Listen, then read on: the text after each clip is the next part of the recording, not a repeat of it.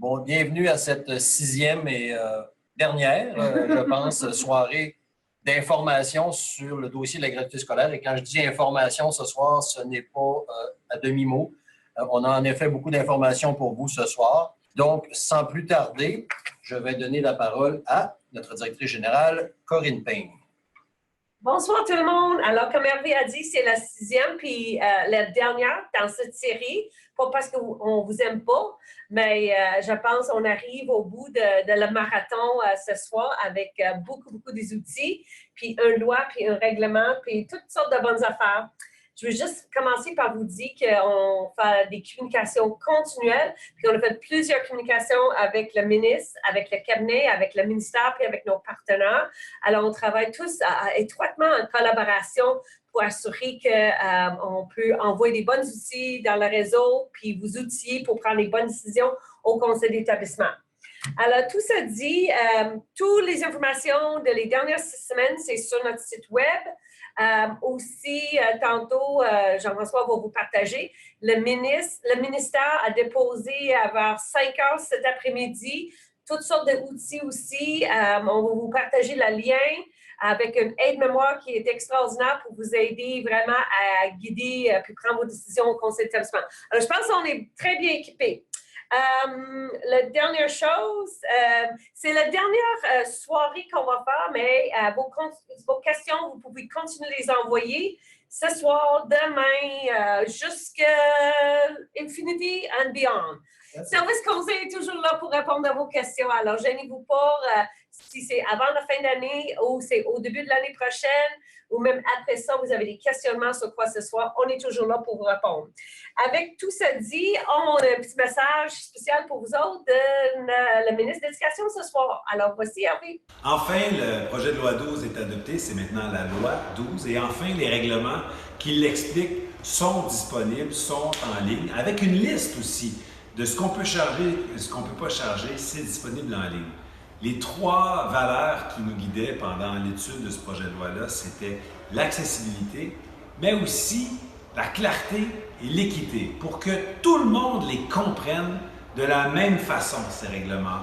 On ne voulait pas qu'il y ait des interprétations qui divergent d'une commission scolaire à l'autre ou d'un conseil d'établissement à l'autre. Donc, merci de vous informer de ça. Merci d'informer les gens pour que tout le monde comprenne la loi de la même façon. Bonne séance d'information. Bonsoir tout le monde.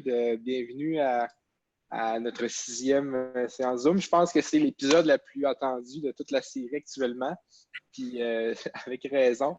La semaine passée, on s'était laissé sur un peu le tableau de procédural qu'on vous présente à chaque semaine là, avec qu'est-ce qui est fait, qu'est-ce qui n'est pas fait. Puis, je vous ai dressé un portrait un peu sombre en disant que ça se passait pas vite, ça allait vraiment lentement. Mais contrairement à tout ce que j'ai pu dire, le lendemain de la séance d'information de la semaine passée, ça a déboulé. Le 6 juin, qui était jeudi, le projet de loi a été voté puis été adopté, 66 contre 49. Dès le lendemain, le projet de loi a été sanctionné, donc il est devenu vraiment une loi officielle. Puis déjà encore le lendemain, le 8, qui est un samedi, le règlement a été publié officiellement, donc on a pu commencer à travailler avec les détails dès lundi matin à préparer le tableau comparatif, puis à préparer aussi le contenu qu'on vous présente ce soir. Donc, on est super contents. On a le projet de loi en main depuis février, mais là, la semaine passée, on a vu les étapes finales, puis c'est super rassurant. On a un règlement entre nos mains qui est clair aussi, qui se retrouve sur le site web à l'adresse qui est actuellement affichée sur le PowerPoint. Donc, n'hésitez pas à aller le chercher, à l'utiliser. Puis, n'hésitez pas aussi à aller voir les autres outils comme le tableau comparatif qu'on a préparé, qui inclut maintenant les dispositions du règlement. Puis aussi, document que je vais vous présenter plus tard, l'aide-mémoire du ministère sur le projet de loi et les règlements. Un super bel outil aussi qui peut être très utile dans vos conseils d'établissement quand ça va être le temps de discuter des dossiers, des factures, puis des listes qui sont approuvées hier, si je peux dire. On va faire vraiment une tournée globale de tous les principes qu'on a. Dans le fond, avec des rappels de la loi, puis c'est quoi les détails dans le règlement, parce que souvent, dans les rencontres qu'on a faites, soit les Zooms informatifs ou la petite tournée régionale qu'on a faite aussi en mars, ce qu'on disait, c'est qu'on avait les principes généraux, qu'on était capable de vous expliquer, mais qu'il fallait attendre les règlements avant d'avoir des détails. Mais là, aujourd'hui, on a les règlements. Donc, on va vous présenter le principe général, puis on va vous présenter le détail aussi qu'on a. Donc, c'est vraiment une belle séance chargée. Puis, on espère qu'à la conclusion de la séance de tantôt, vous allez être capable de retourner dans vos CI, puis produire les listes et les factures aussi conformément à la loi. Donc, le premier principe que je veux rappeler, c'est l'obligation générale des commissions scolaires. Hein. Dans la loi, ça dit que les commissions scolaires doivent veiller à ce que les conditions pour les contributions soient respectées, que la loi soit respectée, puis que les écoles n'ont pas imposé des frais qui sont contraires à la loi. Donc, ça, c'est super important parce qu'il faut toujours se rappeler dans ce qui va être fait, c'est que la commission scolaire est là pour superviser, voir si la loi est respectée, s'il n'y a pas des factures qui sont illégales. On a mis la petite définition de veiller. Je pense que ce qui est entre parenthèses est vraiment ce qu'il faut retenir, faire en sorte que, c'est-à-dire que le pouvoir, on va le voir après, appartient au CE d'approuver les factures, mais il faut aussi avoir en tête que la commission scolaire est là pour veiller, donc faire en sorte à ce que les lois soient respectées. Donc, super important. Le deuxième principe aussi, c'est au niveau du conseil d'établissement. On se rappelle dans la loi, il y a l'article 75.0.1, un nouvel article qui dit que toutes les conditions, les contributions financières doivent être approuvées par le conseil d'établissement, à part celles pour le service de garde puis le transport, que les CE vont aussi approuver la liste du matériel d'usage personnel visé par l'article 7. Donc ça, c'est un gros pouvoir que le CE s'est vu attribuer puis officialiser dans la loi. On ajoute aussi que cette approbation-là des contributions doit être accompagnée d'une justification, puisque les contributions qui sont exigées, il faut qu'ils soient réelles en fonction du bien et du service. Ça, c'est important. Puis, dans l'aide-mémoire qui se trouve sur le site du ministère aussi, c'est indiqué qu'il ne faut pas que ce coût-là excède ce qui a été réellement engagé par l'école pour soit le bien, le service, le matériel, etc. Donc, c'est vraiment des principes importants. Puis, il faut l'avoir en tête tout le long que vous allez travailler les listes scolaires parce que c'est vraiment l'obligation globale du CE d'approuver ces factures-là. Puis, tous les principes qui vont suivre, bien, il faut que vous l'ayez en main aussi parce que c'est vous, en bout de ligne, qui a la lourde tâche, mais elle a aussi le beau pouvoir d'approuver ça. Mais quand on parle de pouvoir comme ça, il faut aussi avoir en tête qu'il y a des obligations qui vont en découler. Donc, ça, c'est dans le règlement, c'est nouveau. Ce n'était pas dans la loi. Le conseil d'établissement va devoir mettre en place des mesures favorisant l'accessibilité pour tout élève aux services, activités ou matériels pour lesquels une contribution est exigée. Ça veut dire qu'il faut que le CE ait en main ou ait en tête des mesures pour les élèves qui n'ont peut-être pas les ressources financières pour se procurer un matériel ou participer à certaines activités au service. Ça, c'est l'obligation du CE d'établir ça.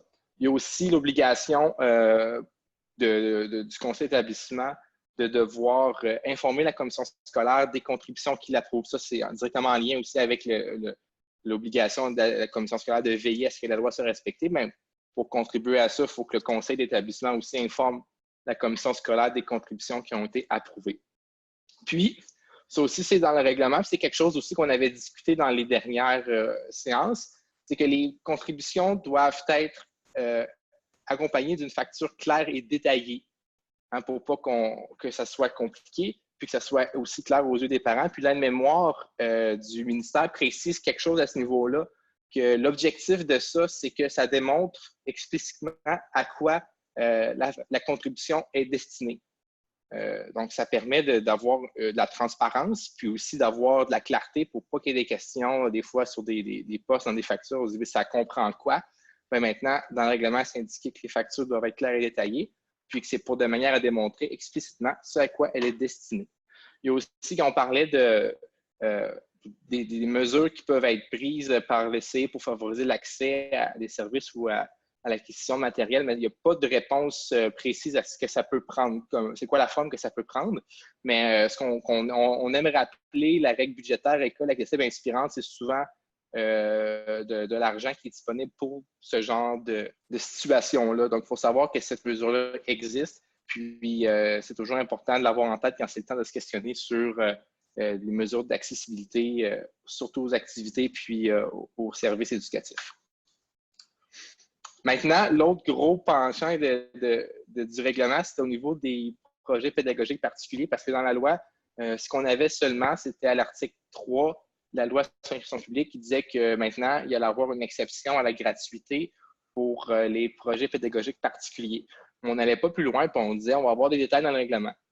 Les détails viennent en deux volets. Le premier volet, il faut une définition. On va définir qu'est-ce qu'on entend par un projet pédagogique particulier. Donc, je vous lis la définition telle quelle. C'est projet approuvé par le conseil d'établissement et réalisé pour un ou plusieurs groupes d'élèves inscrits au service de l'enseignement primaire ou secondaire. On va aussi détailler les formes sous lesquelles que ces projets-là peuvent être. Donc, on a le sport-études et l'art-études qui sont reconnus par le ministre.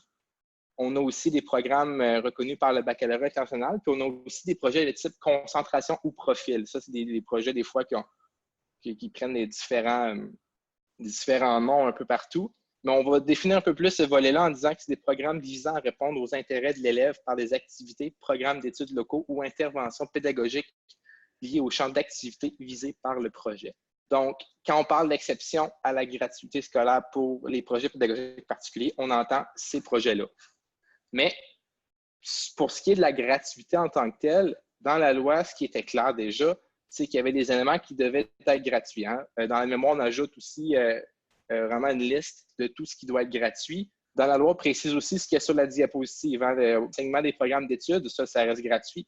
Le matériel didactique et manuel scolaire requis pour l'enseignement des programmes d'études, ça reste gratuit. La sélection, l'ouverture de dossier, administration d'épreuves et formation du personnel, comme je disais, c'est ça.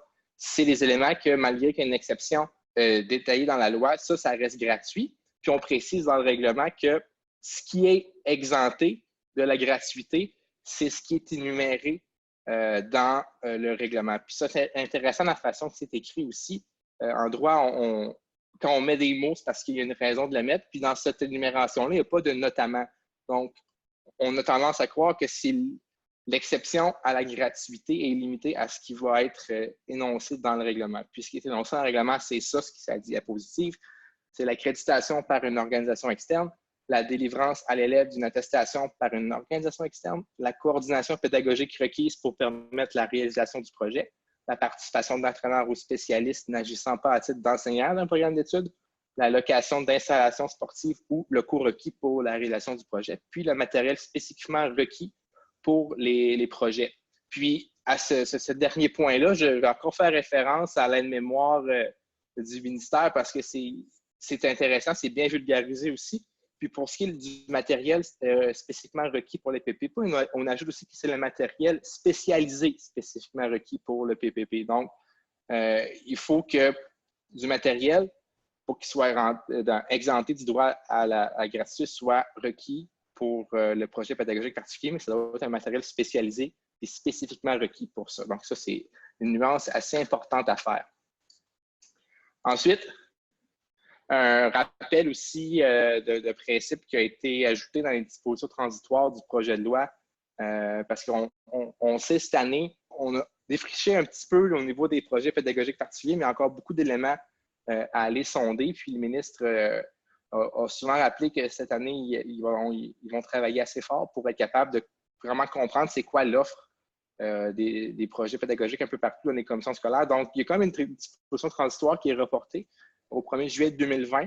Ça dit qu'à ce moment-là, pour qu'une école puisse facturer pour un projet pédagogique particulier, il faut que dans cette école-là, il existe au moins une autre offre, un cheminement qui est gratuit. C'est-à-dire que cet article-là est là pour éviter le cas d'écoles qui vont seulement faire des projets pédagogiques particuliers qui vont être payants.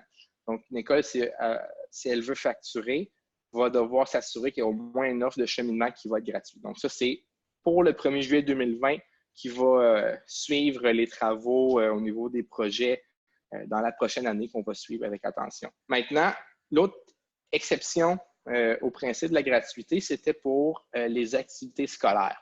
On n'avait pas vraiment de définition de ce que c'était une activité scolaire, puis qu'est-ce qui allait être gratuit ou non. Donc, dans le règlement, on définit, puis on distingue ce qui est, dès qu'une activité va pouvoir être facturée en deux raisons. Soit que l'activité va se dérouler à l'extérieur de l'école, donc à ce moment-là, ça peut être facturé. Puis, la facturation peut aussi inclure les frais de transport. Une activité peut être facturée aussi quand ça requiert la participation d'une personne qui n'est pas membre du personnel de la commission scolaire. On pense à des animateurs, des entraîneurs ou un guide. Dès qu'il y a une personne d'externe qui vient donner l'activité, bien là, cette activité-là peut être facturée.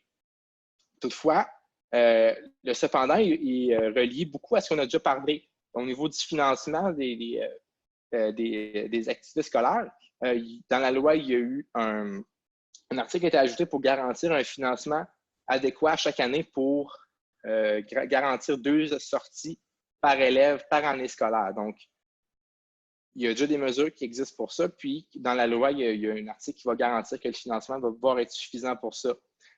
Donc, ce qui est intéressant, c'est parce que dans le règlement, il y a aussi une règle qui a été ajoutée qui dit qu'une école ne peut pas facturer pour quelque chose qui est déjà compris dans les règles budgétaires. C'est logique, mais au moins là, c'est clair dans le règlement qu'on ne peut pas, dès qu'il y a un financement qui existe pour un service, une activité ou du matériel précis, ben, on ne peut pas facturer en double pour ça parce qu'il y a déjà un financement qui existe. Donc, pour les sorties, ça s'applique bien parce qu'on sait qu'il y a du financement qui existe pour 2 sorties. Donc, ça serait un peu incongru de facturer pour ça. Fait que ça, c'est important de s'en rappeler. Puis la mesure, c'est ça qu'on parle, est affichée actuellement à l'écran. Important de la connaître aussi pour ne pas se faire prendre à facturer des sorties qui ne devraient peut-être pas l'être. Là, on tombe vraiment sur ce qui est le matériel scolaire. On avait des définitions intéressantes dans la loi déjà qui étaient incluses pour ce qui était gratuit ou non pour le matériel. Donc, ce que la loi disait, c'est que le matériel didactique était gratuit sans qu'on prenne les matériels scolaires, l'annuel scolaire, le matériel laboratoire, d'éducation physique, d'art et les appareils technologiques. Les exceptions à ça étaient les documents dans lesquels l'élève écrit, dessine ou découpe. Ça, c'était la règle qui existait aussi déjà antérieurement. Le matériel d'usage personnel, c'est un nouveau terme qui comprenait les crayons, gommes effacées, agenda, le matériel d'organisation personnelle, étui à crayon sac, et aussi les articles relevant de la tenue vestimentaire. Ça, c'était ce qui était prévu dans la loi, mais on disait que dans le règlement, il allait avoir encore un peu plus de précision, puis il allait aussi avoir des listes de ce qui était gratuit et ce qui n'était pas gratuit. Fait que c'est ça qu'on a eu le droit. Voici ce qui en ressort. Donc, les photocopies qui vont tenir lieu de manuels scolaires, ça reste gratuit. Le matériel de manipulation, comme les solides, formes géométriques, jetons, dés, etc., ça reste gratuit. La pâte à modeler, bois plâtre, c'est gratuit. Appareils technologiques comme ordinateur, portable, tablette, applications technologiques, calculatrice, affichage graphique, écouteurs. Je veux juste préciser, calculatrice à affichage graphique, c'est important la distinction parce qu'on va le voir que les calculatrices régulières peuvent faire l'objet de frais, mais les calculatrices à affichage graphique sont souvent plus dispendieuses, doivent être gratuites. Donc, les écouteurs aussi qui rentrent là-dedans. Les équipements de protection individuelle comme les casques, lunettes, filets à cheveux, c'est gratuit. Et le matériel de stimulation sensorielle qui est surtout destiné pour les élèves HDA, ça aussi, c'est gratuit. On avait aussi dans le règlement des listes de ce qui n'était pas gratuit. Donc, les cahiers d'activité ou des exercices, puis les photocopies qui vont tenir lieu de cahiers d'activité, ça reste payant, si je peux dire, parce que c'est l'équivalent de documents dans lequel l'élève écrit, dessine ou découpe. Les cahiers de notes, tablettes de papier, pochettes, reliures séparateurs, calculatrices de base et calculatrices scientifiques, c'est la distinction que je disais. Les calculatrices basiques pourront être facturées, tandis que les calculatrices à usage graphique, non. Les clés USB, ça peut être facturé. Les outils de géométrie comme les règles, rapporteurs d'angle, écart, compas aussi, ça peut être facturé. Ensuite, la liste, ça se poursuit. Surligneurs, marqueurs, stylos, crayons de couleur, taille crayon, ciseaux et colle, qui sont apparentés à du matériel d'usage personnel, donc ça peut être facturé. Les uniformes scolaires, vêtements d'éducation physique, ça, c'est souvent des questions qui reviennent. Est-ce qu'on peut facturer ou non? Là, c'est clair dans le règlement, ça fait partie de la liste de ce qui n'est pas gratuit. Donc, oui, s'il y a des contributions qui sont exigées pour ça, c'est permis tant que ça reste le coût réel puis que c'est justifié aussi. Les souliers courses, vêtements, les souliers de danse, sarraux, tabliers, chemises protégeant les vêtements, ça peut être facturé. Vêtements requis pour la formation professionnelle, comme les bottes, l'uniforme, ça peut être facturé. Les serviettes et couvertures pour les périodes de repos et les cadenas, ça, c'est tous des objets qui peuvent être facturer. J'ajouterais aussi des éléments qui sont présents dans l'aide-mémoire du ministère. Tout ce qui est le matériel d'organisation de la classe, comme des bacs, des tablettes pour les casiers, les caisses de rangement, puis les balles de tennis, ça aussi. Ça, c'est des éléments qu'on n'a pas traités, mais que c'est dans la liste de trucs devant être gratuits. Donc, intéressant aussi d'aller lire cette mémoire-là parce que c'est des éléments, des fois, qu'on ne pense pas, qui ne sont pas tout à fait clairs dans le règlement, mais il y en a dans cette mémoire-là. Donc, voici la liste du matériel, de ce qui peut être gratuit ou non. C'est déjà plus clair, mais ce qui est intéressant aussi, c'est que ce n'est pas des listes exhaustives, c'est-à-dire que ça peut être changé. On sait que le règlement va être révisé dans 2 ans en commission parlementaire. Ils vont s'asseoir puis ils vont voir qu'est-ce qui fonctionne, qu'est-ce qui ne fonctionne pas. Est-ce qu'il y a des trucs qu'on peut ajouter, des trucs qu'on peut retirer, des trucs qu'on peut changer de liste aussi. Ça, c'est des éléments qui vont être revus dans 2 ans. Puis l'avantage que cette liste-là soit dans un règlement et non dans la loi, c'est que toutes les modifications peuvent se faire rapidement. Une petite période de 45 jours de consultation, puis après ça, le règlement est adopté. Donc, c'est toujours une latitude, une flexibilité intéressante quand on a des listes comme ça qui, dans 5 ans, dans 6 ans, dans 3 ans, ce n'est pas les mêmes types de matériel qu'on va pouvoir retrouver. C'est toujours intéressant d'avoir la flexibilité pour le changer. Donc, je ne m'égarerai pas plus loin là-dessus. Le règlement aussi va ajouter des normes additionnelles. Il y avait des normes qu'on connaissait déjà, qu'on a fait intégrer dans la loi, quand on pense au coût réel, quand on pense à la justification. Ça, c'est des normes sur les contributions financières qui sont dans la loi, mais il y a aussi d'autres normes qui ont été précisées dans le règlement, des normes qui sont super intéressantes, comme la première ici, qu'aucune marque ni source d'approvisionnement spécifique ne peut être imposée pour le matériel d'usage personnel, sauf pour les cahiers d'activité ou d'exercice. Ça veut dire que dans la liste qu'on remet aux parents pour le matériel scolaire, on ne suggère pas nécessairement, il ne faut pas suggérer des marques en particulier. Bien, des fois, ça peut être des marques plus coûteuses. Donc là, c'est vraiment clair. À part pour les cahiers d'exercice et d'activité, il n'y a pas de suggestions de marques qui sont faites. Ensuite, pour ce qui est une question qui revient souvent aussi, les Kleenex, puis les articles de santé et d'hygiène, est-ce que ça peut être facturé? Est-ce qu'on demande aux parents d'acheter ça? Ben non, là, dans le règlement, c'est clairement indiqué que non. Puis la raison c'est que dans les règles budgétaires, il y a un financement qui est assuré pour ça. Il y a un financement qui est assuré pour ce qui est des mouchoirs, lingettes, produits nettoyants, désinfectants pour les instruments de musique. Donc ça, c'est des éléments qui feront l'objet d'un financement, donc on ne peut pas facturer pour ça. Donc là, c'est clair. Si on vous pose la question, vous dites non, c'est clair, c'est dans les règles budgétaires, on ne peut pas facturer pour ça. Donc ça, c'est certaines précisions qui sont super intéressantes aussi. Ensuite, pour ce qui est des contributions volontaires, ça, c'était un problème des fois qu'on voyait. On avait des contributions volontaires, mais qui étaient ajoutées dans la facture au total de la facture. Donc, on se questionne un peu sur c'est quoi volontaire dans ce cas-là. Mais le règlement va préciser que si on veut solliciter une contribution volontaire ou des dons, ça ne peut pas être inclus dans le total de la facture. On peut le solliciter quand même sur le document, mais il ne faut pas que, par exemple, on inclue automatiquement une contribution de 25 $ dans le total de la facture puis qu'on dise que c'est volontaire. Donc là, cette période-là est révolue. C'est quelque chose qui doit être à part, qui doit être clairement distingué aussi de ça. Puis finalement, les règles budgétaires, je me suis emporté tantôt, j'en ai déjà parlé, là. S'il y a un financement qui couvre la totalité d'un coût pour un service, une activité ou un objet, quelque chose de ça, dès que ça couvre le coût complet, on ne peut pas facturer. Si le financement il couvre une partie de ce coût-là, ben, il faut prendre le coût total puis qu'on soustrait à ça la partie du financement. C'est logique, mais au moins là, c'est clair dans le règlement. S'il y a un financement qui existe pour ça, on n'ira pas facturer pour faire un profit ou pour couvrir d'autres dépenses. Fait que c'est clair, c'est dans le règlement, donc si ça arrive, c'est illégal. Ensuite, ça c'est vraiment gros, hein? Je trouve que c'est rare que c'est prévu dans la loi des trucs comme ça, qu'on s'engage, que les parlementaires s'engagent à rediscuter, à réouvrir, si je peux dire, le règlement dans 2 ans, puis de prendre du temps, 3 ans en commission parlementaire. 3 ans, ça ne paraît pas beaucoup, mais pour des parlementaires comme ça, 3 ans en commission, à parler d'un règlement sur les frais chargés aux parents. C'est gros, puis c'est vraiment important. Puis c'est une belle preuve d'ouverture aussi que ce règlement-là puisse évoluer dans le temps puis qu'il puisse vraiment régler les problèmes qu'on a. Puis si tout va bien, bien, tant mieux, on va se féliciter dans 2 ans, mais s'il y a des trucs à améliorer, bien, ça va être l'occasion parfaite pour le faire. Puis c'est vraiment une bonne nouvelle que ça soit dans la loi. Fait que peu importe qui est là dans 2 ans, ben, on va avoir une commission parlementaire de 3 heures pour être capable de faire les ajustements nécessaires.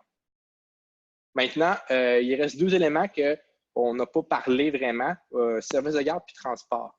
Pour le service de garde, je rappelle ce qu'il y avait dans la loi, là, pour ce qui est du comité de parents du service de garde, que dès que les parents font la demande, les parents du service de garde, bien, le CI va devoir le constituer, ce comité de parents-là. C'est quelque chose qui existait déjà, qui était un peu plus obscur dans le règlement sur le service de garde, qui a été transposé dans la loi. Donc maintenant, à partir de l'année prochaine, les comités de service de garde vont devenir plus fréquents, puis c'est correct comme ça. Pour ce qui est de réponse vraiment sur les contributions, sur le financement du service de garde aussi, le règlement il est à venir. Le règlement est un peu plus reporté dans le temps parce qu'il y a des travaux qui vont suivre dans la prochaine année aussi au niveau des services de garde. Donc, pour ce qui est des réponses plus précises à ce niveau-là, ça va suivre. Puis, même chose pour le transport scolaire, ça aussi, ça va faire l'objet d'un règlement qui est distinct de celui qu'on a aujourd'hui. Puis, un coup que le travail va être réalisé, va être fait comme il faut aussi, bien, on va avoir un règlement qu'on va pouvoir avoir des précisions là-dessus parce que dans la loi, il n'y avait rien qui traitait des contributions financières pour le transport. Donc, ça, c'est le dossier à suivre. On a déjà un gros morceau avec les projets pédagogiques puis le matériel scolaire, mais il faut savoir qu'il y a encore du travail à faire l'année prochaine, puis plus tard aussi au niveau du service de garde et de transport, il y a des règlements qui vont suivre pour avoir des réponses à ce sujet-là. Maintenant, je vous en ai parlé, je vous ai glissé des fois des petits cues dans ce document-là, mais l'aide-mémoire du ministre qui se trouve sur le lien, sur le PowerPoint, vraiment intéressant. Je pense que c'est un must pour tous les parents dans les conseils d'établissement quand ça va être le temps de discuter des factures. Vraiment super bien fait, super clair avec la couleur, puis vulgarisé. C'est un bel aide-mémoire qui explique vraiment c'est quoi, qu'est-ce qui est gratuit, qu'est-ce qui n'est pas gratuit, puis c'est quoi les obligations du conseil d'établissement. Fait que je vous suggère très, très fortement d'aller y jeter un coup d'œil. C'est un outil qu'il ne faut pas passer à côté. On parlait de nos tableaux comparatifs. Si vous voulez vraiment avoir le avant-après des principes qui ont changé, qui ont été améliorés aussi avec les changements, bien là, le tableau comparatif est l'outil qu'il vous faut. Donc, n'hésitez pas à aller le chercher pour voir vraiment le texte de loi. Mais pour ce qui est d'un aspect plus vulgarisé, d'application générale, l'aide-mémoire du ministre aussi est là. Puis les deux ensemble, ils font toute une belle équipe. N'hésitez pas à vous en servir pour finaliser les factures. Donc, voilà pour moi, ma partie théorique. Voilà. Alors, Kevin, on est prêt pour toi. Juste revenir sur des choses importantes. Là, le projet de loi, il rentre en vigueur le 1er juillet qui s'en vient, donc dans quelques semaines. Donc, c'est important que dans vos conseils d'établissement, vous ayez approuvé ces listes-là, puis les frais que vous allez charger aux parents de vos écoles. Si c'est déjà fait, si vous avez déjà passé ça à votre conseil d'établissement, pas oublier de les réviser. C'est important de les réviser parce que c'est votre responsabilité. Ça fait partie de vos tâches. Oui, comme Jean-François l'a dit tantôt, c'est une lourde tâche, mais c'est aussi un pouvoir qu'on a, en fait. Mais il faut réviser ces listes-là pour s'assurer qu'ils correspondent bien au nouveau règlement puis à la loi. Si ce n'est pas déjà fait, je vous invite fortement à aller consulter nos guides qu'on a sur notre site à la FCPQ, mais aussi l'outil, l'aide-mémoire que le ministère a fait. Je suis allé le voir tantôt, il est sorti, il est tout récent, il est tout frais, donc, mais il est bien fait, il est comprenable, il parle en mots que tout le monde peut comprendre. Donc, je vous invite fortement à aller à aller consulter ce guide-là. Dernièrement, le projet de loi il a fait parler beaucoup de lui, surtout entre autres en cause des PPP, les projets ou les programmes pédagogiques particuliers. Ils sont en partie exclus de la gratuité scolaire, si on peut dire ça comme ça, mais ce n'est pas tout qui peut être chargé dans ces projets-là. Jean-François, il en a fait la nomenclature. tantôt. C'est ça qui peut être chargé. Il n'y a rien d'autre qui peut être chargé. Puis, ça peut être gratuit aussi. Moi, je connais beaucoup d'endroits, beaucoup d'écoles qui ont des concentrations, des projets particuliers où c'est gratuit, où que tous les enfants, il n'y a pas de sélection, où qu'il y a des élèves la majorité des élèves, où tous les élèves peuvent y avoir accès. C'était gratuit avant, ça peut l'être encore aujourd'hui. Je veux aussi souligner la mesure École inspirante qui a changé de nom, qui s'appelle maintenant École accessible et inspirante. Elle a été bonifiée dans le dernier budget. Donc, le mot accessible n'est pas anodin. Donc, c'est de l'argent qui appartient aux écoles, donc qui fait partie de votre budget d'école, qui doit être adopté en conseil d'établissement. Donc, je vous invite, il peut servir, entre autres, à payer une partie des projets ou des programmes pédagogiques particuliers. Donc, il vous appartient. Donc, servez-vous-en de cette mesure-là. Puis, dernière petite chose, mettre dans la loi, dans le règlement, ça dit mettre en place des mesures pour favoriser l'accès de chaque élève à tous les services et activités ou même à l'accès au matériel qui doit être requis. Donc, ça, c'est une responsabilité qu'on a au conseil d'établissement. Donc, il faut mettre en place des mesures. Donc, qu'est-ce qu'on peut faire? Il y a des fondations qui existent. Il y a déjà, la majorité des écoles ont déjà des liens, des fondations avec des organismes locaux qui peuvent donner un coup de main pour les familles pour assurer l'accessibilité. Donc, ça vous appartient en conseil d'établissement de mettre des mesures pour favoriser l'accès au plus grand nombre, l'accès à chaque élève, en fait, à ces mesures-là. Ça fait pas mal le tour de ce que j'avais à vous dire, à ce que j'avais à souligner. Je vous laisse le micro. Je viens de recevoir une lettre qui a été écrite par le ministre aujourd'hui, puis ça fait référence à ce que Jean-François a déjà dit.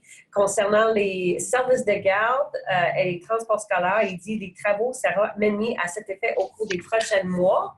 Puis elle est même au point de dire « Je souhaite néanmoins compter sur votre collaboration afin que les coûts liés au transport et aux services de garde soient restreints. » Alors, même s'ils ne sont pas dans le règlement, le ministre appelle les commissions scolaires à la prudence dans les frais pour les services de garde puis pour les transports scolaires aussi. Alors, voilà. L'objectif maintenant, c'est de diffuser les informations à plus de monde possible, que tout le monde soit équipé au conseil d'établissement. S'il y a un document d'utiliser, c'est vraiment la aide-mémoire que la ministre a déposée sur son site aujourd'hui. Je vous dis qu'avec cette one-pager, deux côtés, vous pouvez prendre des bonnes décisions à votre conseil d'établissement. J'ai même envoyé déjà un remerciement à la ministère puis à la ministre pour dire que c'était un très bon outil. Alors, diffusez-les à tout le monde, s'il vous plaît, partagez à tous vos délégués, tous vos conseils d'établissement, avec vos directions. C'est un très bel outil pour aider. Arrêtez pas d'envoyer vos questions, on est là pour vous soutenir.